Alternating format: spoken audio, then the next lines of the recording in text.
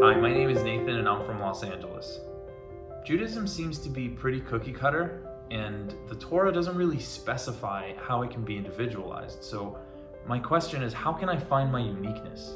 With all of the laws and what appears to be the inflexibility or rigid nature of Jewish life, of halachic Jewish life, there's so much room for originality and creativity.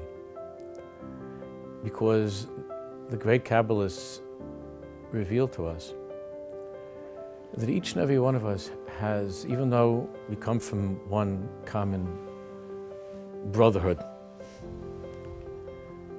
of that spiritual world, nevertheless, each and every soul has its own trademark, signature, unique mission in this world. For instance, we find that oftentimes this will travel in a family. It's interesting.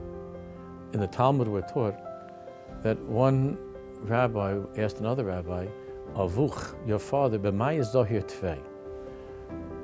What part of Judaism was he most meticulous about? Was he most excited about? What was it about Judaism that got him cooking more than anything else? Because in that part of Judaism that you're somehow drawn to, even in the area of Torah study. The Gemara, the Talmud tells us that La'olam yilmad adam b'makom sheli bo chafetz means that you should concentrate in your studies, try to learn a lot of Torah, all over, but there's a particular area of Torah study, sheli bo chafetz, that means that your heart is naturally drawn to that area of Torah study. That means that God is telling you that even though He wants you to study all over, and He wants you to keep the commandments, because each commandment is good for you in many ways, but those commandments and those areas of Torah study are those parts of the prayer that somehow have a way of just pulling at you. That whatever goes on in your life, you somehow come back to them. It means that the root of your soul is bound to that in a very, very deep way. And it's God's way of telling you, listen, here is my personal message to you.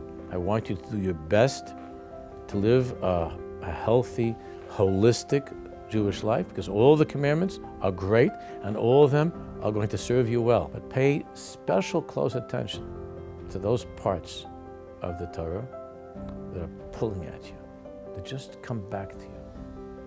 And because I'm talking to you in that way, through that particular part of Torah and that particular commandment.